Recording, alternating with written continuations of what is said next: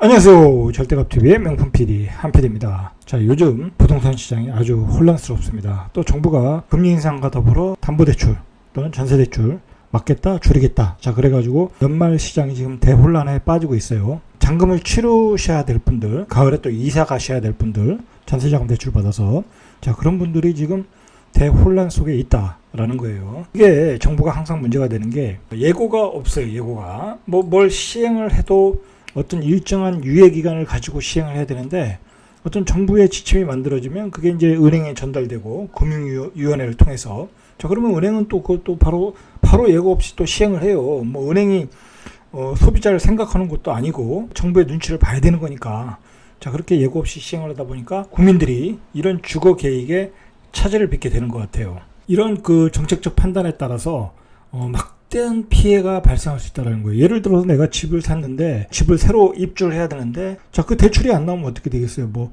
엄청난 이자를 물어야 되는 경우도 있을 거고 잔금을 못 내서 계약 위반이 되는 경우도 있단 말이에요. 위험한 사항이 연출되는데도 정부는 절대로 그런 거에 대해서 배를 안 한다. 자, 예전부터 그랬어요. 8.10 대책부터. 그때는 이 다주택자는 적폐다. 어떤 투기 세력이 난동을 부린다. 그래서 그렇게 막 공격적으로 또는 뒤통수를 때리듯이 대책을 발표하고 소급 적용하고 막 그랬단 말이에요. 그래서 시장이 대혼란이었는데 주택시장을 주도하는 주 매수자는 바로 영끌의 중저가 주택 매수자들이에요. 이분들은 정말 무주택에서 어렵게 주택을 마련하신 분들이거든요. 자, 대출에 많이 의존을 해야 되는데 자, 이분들이 굉장히 위험한 상황에 빠졌고 앞으로 집 살 기회를 다 잃어버리게 됐다는 거죠. 그러니까 정부는 항상 포지션이 그래요. 이 부동산에 대해서는 자비가 없어요. 그냥 정부가 원하는 대로 안 가면 그냥 다 뒤통수를 쳐버리는 거예요. 쳐버리는 거. 한번. 자, 그래서 이제 신문에서 나오는 게 요번에 조치도 아주 긴급한 조치였고 집 대출을 이렇게 옥죄니까 가을 부동산 시장은 지금 패닉에 빠졌다고 그런 정도로 혼란한 상황이다라는 거예요. 이제 우리가 이것을 한번 곱씹어서 생각을 해봐야 돼요. 이런 갑작스러운 정책, 어떤 뒤통수를 때리는 정책, 이런 것이 뭐 이게 지금 이것만이 문제가 아니잖아요. 주택시장에 관해서는 대출에 관해서만 문제도 아니고 어떤 양도세에 관해서도 그렇고 공시지가 올리는 것도 그렇고 어떤 국민에 대한 어떤 배려라는 게 전혀 없어요. 은퇴하고 집 한 채 가지고 살고 있는 사람에 대한 배려도 없고 그리고 임대사업자에 대해서는 뭐 너무나 가혹하게 줬던 것도 다 뺐고 임대사업자도 다 없애버리고 무자비한 정책들이 아주 빠르게 전개되고 있다. 자, 그것으로 인해서 여러 가지 피해들이 일어나고 있다라는 거예요. 자, 그게 이제 일상화되었다라는 거예요. 그런 게 주택시장에서는 이런 게 일상화되었다. 자, 이게 뭐겠어요? 이제 어떤 좌파 정부의 어떤 그 지지층이 있잖아요. 단단한 지지층. 자, 그들의 입장에서 항상 정책을 피는 거예요. 그 나머지는 적폐다 보는 거예요. 적폐로 보고 그 사람들에 대해서는 자비가 없는 거예요. 자, 이게 이러한 그 어떤 뒤통수를 때리는 정책들이 너무 자주 반복이 된다는 거야. 이 주택시장에서. 이게 맞는 것에 익숙하잖아요. 국민들은. 그리고 나머지 40%는 그것을 또 찬성하는 세력들이고 자, 이렇게 맞는 것에 익숙해지다 보면 이게 또 당연한 거로 생각할 수 있다는 거예요. 근데 당연한 게 아니라는 거죠. 중요는. 이게 어떻게 당연한 겁니까? 자, 우리가 이거 생각해야 돼요. 요즘 학폭이라는 게 있잖아요. 학교에서의 폭력. 자, 학교에서 폭력에 힘 있는 사람이 힘 없는 애들을 때리는 거잖아요. 그럼 때리면 걔는 계속 맞는 거야. 나는 힘이 없으니까. 쟤를 제압할 수 있는 힘이 없으니까. 그럼 맞는 게 일상화되고 그게 학폭이 되는 거예요. 자, 주택시장도 마찬가지다. 이렇게 정부가 서민들 집 사는 거 어떤 대출을 옥죄고 갑자기 뒤통수를 때려서 잔금 마련하기도 어렵게 되고 자, 이런 것들이 너무나 일상화되어 있다. 이 부동산 정책에 있어서는 집 사지 말라는데 왜 샀냐 이거야. 자, 이런 것은 문제가 있어요. 분명히 문제가. 이렇게 무자비하게 나오면은 뭐랄까요? 집을 살 수 있는 어떤 계획을 짤 수가 없지 않습니까? 그리고 살 기회도 다 잃어버리고 있고 자, 이런 대출 규제가 결국은 사다리를 걷어버리고 있다라고 지금 혹평을 받고 있지 않습니까? 자, 지금 정부가 두 방향으로 주택시장을 쪼고 있어요. 대출을 봉쇄하는 것과 자, 금리를 인상하겠다고 하는 거예요. 자, 그러면 금리가 인상되는 게 주택시장에 어떤 효과를 줄 것인가, 그리고 누가 피해를 보는 건가, 정말 금리 인상이 집값을 잡을 수 있는 건가 한번 우리가 보자고요. 자, 변동금리 비중이 82%라고 해요. 그러니까 고정금리는 18%밖에 안 된다. 자, 금리가 올라가면 82%가 금리 인상으로 부담을 가질 수 있다라는 거예요. 자, 이게 7년 반 이래 최대다. 자, 당연하죠. 영끌, B2. 자, 많이 했잖아요. 자, 가계 이자에 부담을 줄 것이라는 거예요. 주요 시중은행의 대출금리는 지난 1년 새에 1포인트가 가까이 상승했어요. 그 얘기는 뭐냐면 이미 시장에서 금리는 상승을 하고 있다는 거예요. 인상은 코픽스 금리, 기준금리는 앞으로 올리겠지만 이미 시장에서는 금리가 올라가고 있다. 왜냐하면 영끌 세대 이런 사람들이 마통 그다음에 주담보 많이 받았잖아요. 시중에서 돈을 계속 빨아가니까 당연히 금리는 올라갈 수밖에 없겠죠. 다음 주 26일 8월 정기회를 열고 기준금리 인상을 결정할 계획이라고 그래요. 그때 올릴지 내릴지 결정을 한다는 거죠. 자, 우리가 요즘 그러잖아요. 최근 금리는 계속 오르고 있다. 자, 이 얘기 뭐냐면 22일 금융권에 따르면 KB, 국민은행, 신한은행, 하나은행, 우리은행 이런 4대 시중은행의 기준 신용대출금리 등급 1등급이 연 2.96에서 4.01%. 자, 이거라는 거예요. 지난해 7월 말에 1.99. 자, 그러니까 이 최저치가 2.96이고 1.99잖아요. 자, 최고치와 최저치 다 올라갔죠. 그러니까 하단이 0.97포인트나 올라갔다라는 거예요. 신용대출금리. 이미 금리는 작년에 비해서 1포인트 올라갔다라는 거예요, 지금. 자, 그러면 이 한국은행의 금리가 1포인트가 올랐을 때 가계 이자 부담이 얼마나 늘어나냐? 우리가 가계 부채가 한 1,700조 되나요? 자, 이자 부담이 11조 8천억이 늘어난다고 12조가 늘어난다는 거예요. 자, 이거 그러니까 1% 금리를 1% 올린다는 것은 그 가계소득에서 12조 정도가 은행으로 들어간다는 거예요. 이게 간단한 문제가 아니라는 거예요. 간단한 문제가 아니다. 주담보 금리도 상승을 하고 있다고요. 상승을 하고 있어요. 4대 은행의 현재 코픽스 연동 주택담보대출 변동금리가 2.62에서 4.13. 작년 7월 말에 2.25에서 3.96. 자, 역시 최저금리가 0.37포인트 올라갔어요. 시중에서 돈이 많이 빨아들이고 있으니까 당연히 올라가는 거예요. 특히 그 주담보대출 금리 가운데 코픽스 금리가 아닌 은행채 5년물 금리.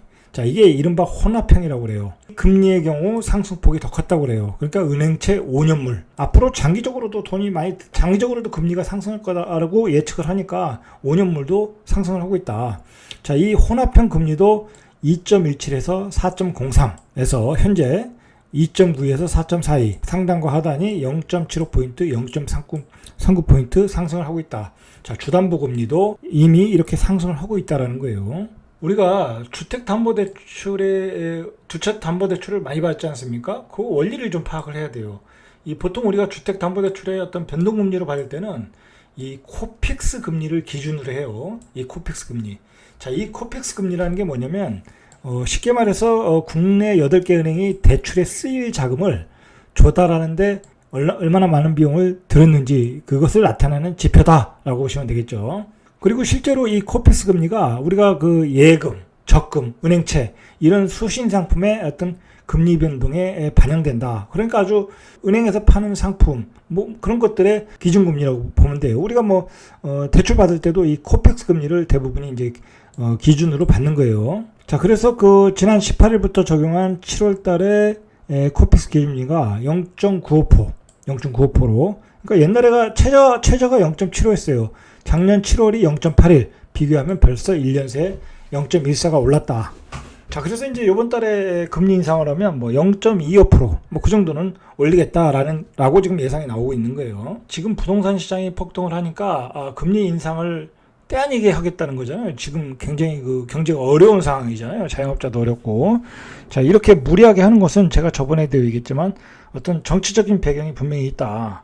대선을 코앞에 두고 이 집값을 못 잡으면 지금 중저가 주택이 막 계속 신고가를 찍고 있으니까 뭐랄까요, 그 심리를 잡아야 되거든요. 그 심리를 잡으려면 금리 인상을 발표할 수밖에 없다. 금리 인상을 발표하고 대출을 막아서 이렇게 잡겠다라는 의지예요, 지금. 자, 그런 의지인데, 자, 문제는 이게 가계이자가 폭증한다는 거예요. 아까도 말했듯이, 가계대출의 82%가 변동금리인데, 바로 1%가 오르면 12조가 올라간다. 그리고 자영업자도 금리가 1%가 오르면 5조 2천억 정도가 이자 부담이 는다고 그래요. 그리고 이제 이 변동금리가 되면 이제 많은 사람들이 마이너스 통장, 신용대출을 받았지 않습니까? 가장 큰 타격을 입게 되는 거죠. 이게 문제가 뭐냐면 아주 큰 문제가 있어요. 이게 문제가 뭐냐면 이 이자 폭탄이 결국은 빚을 많이 낸 사람들한테 돌아가는 거잖아요. 뭐 돈 많은 사람들은 융자를 받지 않았으니까 서민층에게 이자 폭탄이 돌아간다는 거예요. 그 한국은행이 국회 정무위원회 소속 국민의힘 윤두현 의원에게 제출한 자료에 따르면 개인 대출, 뭐 그러니까 주택담보대출이든 신용대출이든 금리가 1% 오를 때 가계이자는 12조가 증가한다. 11조 8천억이 증가한다. 앞에서 얘기했듯이. 자, 이 11조 8천억 증가한 금액 중에서 소득 분위별 이자 증액 규모를 보면 1분위가 5천억 원, 2분위가 1조 1천억, 3분위가 2조 원, 4분위가 3조 원, 5분위가 5조 2천억 원. 자, 그러니까 고소득층을 빼고 저소득층과 중산층에서만 6조 6천억의 이자 부담이 늘어난다고 보시면 되겠죠. 자, 이게 문제가 뭐냐면 대출을 많이 받은 세대들이 이 영끌 세대들인데 이 사람들이 그 돈을 가지고 주식시장이나 비트코인 시장에 많이 들어갔어요. 그런데 요즘 주식시장이 이제 폭락하고 있지 않습니까? 자, 그러다 보니까 반대 매매가 많이 나오고 있다고 그래요. 자, 그리고 요즘 주식시장에서 최고 많이 떨어지는 게 삼성전자예요. 삼성전자. 현재 삼성전자의 어떤 신용융자 잔고가 1351만 주, 9418억 정도. 자, 이게 개인들이 다 신용을 받아서 주식을 사고 있어요. 자, 그러니까 외국인들이 거기다 대고 열심히 패고 있는 거죠. 자, 이게 막연히 삼성전자를 사면 장기 투자하면 수익이 난다. 막연한 생각을 가지고 이렇게 주식을 사는데, 삼성전자를 사는데 예를 들어서 삼성전자를 8만 원에 샀는데 삼성전자가 예를 들어서 6만 원까지 떨어지면 그 다 6만 원에 팔고 나올 수밖에 없어요. 자기가 대출을 받고 샀으면 반대 매매를 나가기 때문에. 그러니까 신용융자로 이렇게 삼성전자에 몰빵하는 것은 아주 위험한 투자이다. 이거 조심하셔야 돼요. 이거 사실 제가 할 얘기가 많은데 삼성전자 뭐 8만 원, 뭐 9만 원, 9만 원, 8만 원 증권가의 뭐 애널들, 뭐 그다음에 뭐 전문가들 다 나와서 뭐 10만 전자 간다. 그리고 뭐 삼성전자 슈퍼사이클이다 해서 얼마나 많은 사람이 들어갔습니까? 그런데 우리가 삼성전자 예를 들어서 4만 원대를 생각하시고 지금 8만 원, 7만 5천 원, 뭐 그때 생각해 보세요. 절대 싼 게 아니냐는 거예요. 싼 게 아니다. 왜 사람들이 착시 효과를 갖냐면 이게 9만 원 갔다가 지금 7만 2천 원까지 떨어지니까 싸 보이는 거예요. 물론 7만 2,700원이 바닥이었는데 최근에 자, 거기서 사셔가지고 이렇게 단기적으로 뭐 7만 5천 원, 6천 원, 8천 원 뭐 그렇게까지는 올라갈 수 있어요. 자, 그러나 추세는 또 하락 추세일 수 있다. 그러니까 조심하셔야 된다. 그런데 이건 막 사라고 뭐 전문가들 뭐 슈퍼개미들까지 다 이야기했어요. 사실 문제가 있어요. 그러니까 제가 이런 얘기는 좀 나중에 얘기했지만 이 방송에서 그 주식을 사라 뭐 그렇게 얘기를 듣고 주식을 사는 것처럼 아주 위험한 게 없어요. 아주 위험한 게. 자, 그래서 요즘 그 비트로 주식을 사는 사람들 다 강제 매매 처분 당하고 있어요. 그 반대 매매가 14년 만에 최고치를 기록하고 있다. 자, 날짜별로 보면 13일에 336억, 17일에 318억, 18일에 370억, 하루에 이렇게 300억대씩 반대 매물들이 나오고 있다. 요즘 주식이 엄청 떨어졌어요. 삼성전자는 그나마 덜 떨어진 거예요. 자, 이게 사실 그 정부가 이렇게 대출을 틀어 막으려고 하는 것은 주택시장도 문제가 있지만 제가 보기에는 주식시장이 더 문제가 있어요. 바닥을 찍고 그 1450이었나요? 1450에서 지금 3200 가면서 이게 지금 신용융자 잔고 말 그대로 그 대출을 받아서 산 거예요. 주식을 담보로 대출 받은 거예요. 이게 그러니까 더 문제가 되는 거죠. 25조 원을 넘었다고 그래요. 자, 25조 6,100억. 이게 이전에는 이게 10조도 안 됐어요. 10조도 안 됐다. 그러니까 어마어마하게 늘은 거예요. 1년 만에. 자, 이게 뭐겠어요? 다 2030이 마통으로 주식시장에 진입했다. 자, 여러분 생각하시는 게 주식은 부동산보다 굉장히 어려워요. 이 변동성이 심하기 때문에 20% 30% 빠지면 내가 버틸 수도 없고 이 주식에 대해서 뭐 어떤 내부 정보를 알 수도 없는 거고 참 대응하기가 어렵다. 자, 그런데다가 최근에 이게 우리가 간과하고 있는 게 오늘 좀 주식 얘기를 많이 하게 되는데 이 금리와 관련되니까 여러분 이게 카카오 회사 관련해서 뭐 엄청나게 상장을 하고 있지 않습니까? 뭐 그리고 다른 그 큰 그 회사들 그런 큰 회사들이 막 상장을 한다는 얘기는 뭐냐면 시중에 돈은 이렇게 제한정돼 있는데 큰 주식들이 큰 회사들이 상장을 해서 한다는 건 그 주식 시장에 그 돈을 빨아먹는 거예요. 그러면 다른 주식은 올라갈 체력이 없는 거야. 돈은 한정돼 있는데 주식시장에 공모주들은 계속 들어온다. 그럼 어떻게 되겠어요? 당연히 주식은 올라갈 수가 없는 거예요. 체력이 떨어지기 때문에. 자, 그래서 저는 이제 나중에 얘기했지만 지금 우리 주식시장은 나중에 얘기했지만 이거 잠깐 얘기하면 우리 주식시장은 하락 추세로 가고 있는 거예요. 너무나 많은 주식들을 상장을 하고 있고 그것도 뭐 보통 주식들이에요. 한번 카카오뱅크 같은 거 상장하면 벌써 은행주에서 뭐 시총 1위를 달려가고 있는데 자 그렇게 되면 뭐 다른 은행주는 갈 힘이 없는 거야. 이런 걸 우리가 꼭 알아야 돼요. 돈은 한정돼 있고 주식은 계속 들어온다. 아파트하고 똑같은 거예요. 부동산에서 공급은 계속 하고 있는데 뭐 수요는 한정돼 있다고 올라가겠습니까? 지금 주식시장이 그런 상황이다. 자, 그런 상황에서 그나마 우리 주식시장을 버틴 것은 이렇게 빚내서 비투하는 개인 투자자들. 자, 그 사람들이었는데 자, 그 사람들의 돈을 다 회수하겠다고 그러잖아요. 지금 정부가 대출금을 회수하겠다는 거잖아요. 그리고 신용대출을 자기 연봉에 한해서만 하겠다라는 말하지 않습니까? 보통 지금까지 뭐 2배까지 해줬는데 자, 그러니까 이제 주식시장에 있는 걸 다 팔아야 돼요. 갚으려면.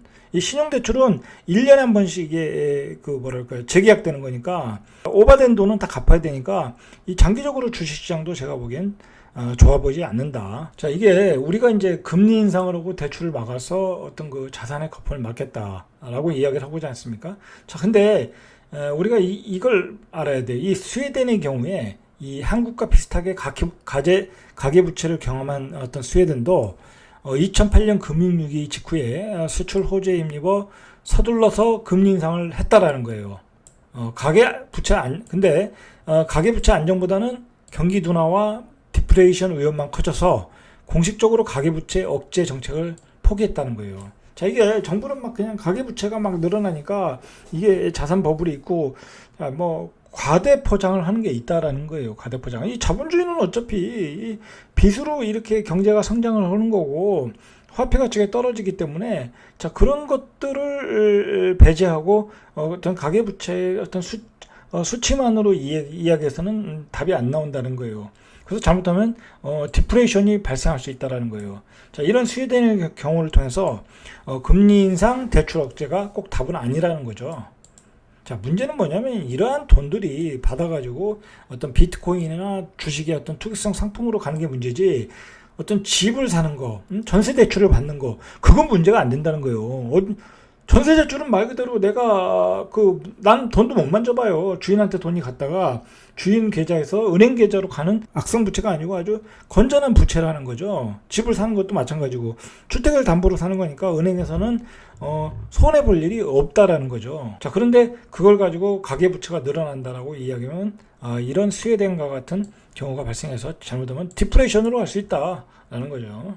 최근에 거래된 게 중저가 거래 아파트가 많이 됐어요. 6억에서 9억짜리. 자, 5월에 28.7%, 4월에 26.6%, 5월에 28%, 6월에 30%, 7월에 33.7%, 그리고 이달 들어서는 8월 달에는 한 43%까지 됐다는 거예요. 자, 그러니까 이렇게 중저가 주택을 실수요자들이 샀는데 거기에다 대고 대출을 받고 금리 인상을 하겠다. 그러니까 이 아파트를 사지 말라는 얘기잖아요. 그죠? 전세 살아라. 아니면 3기 신도시를 기다리든지. 정부가 보내는 시그널은 그거다라고 보시면 돼요. 자, 그런데 이것을 이게 너무 일방적으로 한다는 거예요. 일방적으로 예고도 없이. 자, 그런 걸 우리가 일상적으로 받아들이면 안 된다라는 거예요. 일상적으로. 자꾸 일상적으로 받아들이면 앞으로의 정책도 그렇게밖에 나올 수밖에 없어요. 뒤통수 때리는 정책이 나올 수밖에 없다라는 얘기예요. 자, 전문가들도 회의적이라고 그래요. 이 금리 인상에 대해서. 얘가 있어요. 단적으로 2000년 이후 2차례 금리 인상을 했는데 2005년 10월부터 2008년 8월까지 2005년 10월부터 2008년 8월 8차례에 거쳐 2포인트 정도 올렸다고 그래요. 이게 1차 인상기였는데 전국 아파트 매매 가격 지수가 57.7에서 73.3, 27%가 올렸다는 거예요. 그러니까 기준금리를 뭐 급격하게 올릴 수도 없는 거고 이렇게 단계별로 올리기 때문에 집값은 잡히지 않는다. 이때의 규제가 뭐였냐면 정부의 이 부동산 정책 실패가 원인이었다는 거 이때. 그러니까 정부의 어떤 규제, 대책이 실패했다는 거예요. 재건축 초과이익 관수제, 민간택지 분양가 상한제 규제, 뭐 주택 공급 이러한 정책의 부재의 이 실패지 금리 인상 때문에 집값이 잡히지도 않았고 이번에도 해도 효과가 없을 거라고 전문가들은 회의적으로 보고 있다. 라는 거죠. 일단 우리가 후유증을 봐야 돼요. 앞으로 이렇게 금리 인상을 하면 일단 주식시장에는 대형 악재라고 보셔야 돼요. 빚내서 투자한 투자자들이 불안감이 커져서 증시의 변동성이 커질 수밖에 없어요. 자, 그리고 최근에 너무 많은 주식들 상장하고 있다. 체력은 떨어지고 있고. 자, 그리고 문제가 뭐냐면 이렇게 금리 인상을 하면 아주 큰 돈들, 예를 들어서 뭐 1억을 가진 사람이 주식 투자할까? 10억을 가진 사람이 주식 투자할까 하려다가 금리가 뭐 3% 되면 그냥 예금하는 게 낫다라는 거예요. 생각보다 우리가 주식시장에서 뭐 3%, 4% 먹는다는 게 그렇게 쉽지 않아요. 뭐 계속 올라가지도 못하고 내려가는데 뭐 먹는 것은 어렵고 올라가도 그렇게 쉽지 않다. 변동성 구간이 있기 때문에.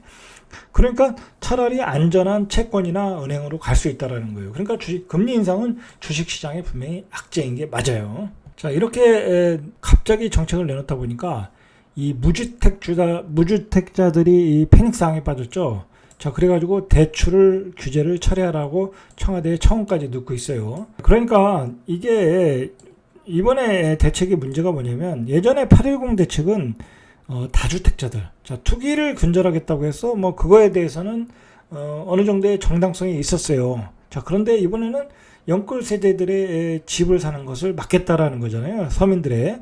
자, 그것에 대해서 문제가 연말로 갈수록 혼란할 수가 있어요. 굉장히 혼란에 빠질 수가 있어요. 물론 이제 정부 입장에서는 뭐 농협이라든지 우리은행, 뭐 제일은행이 막혔고 다른 은행은 좀 여유가 있다고 그래요. 자, 그런데 생각을 해보세요. 그 다른 은행에 여유가 있다고 해도 지금 거기서 대출 못 받은 사람들이 다 걸로 간단 말이에요. 그리고 앞으로는 더 안 될 거다. 앞으로는 더 대출받기 어렵다. 그러니까 가수요가 더 생긴다라는 게 문제라는 거예요. 지금 가수요가 더 생겨서 거기도 이제 5%, 6% 넘어버리면 대출 시장이 다 막힌다. 그러면 어떻게 되겠어요? 그럼 난리가 나는 거예요. 그 후유증이 연말 이후에 나타날 수 있다. 그리고 연말 이후에 주택시장이 그렇게 낙관적이지가 않아요. 집값의 그 안정세가 낙관적이지 않다. 지금 전문가들은 더 많이 오를 것이다. 전세 가격은 더 폭등할 것이다. 라고 예상을 하고 있거든요.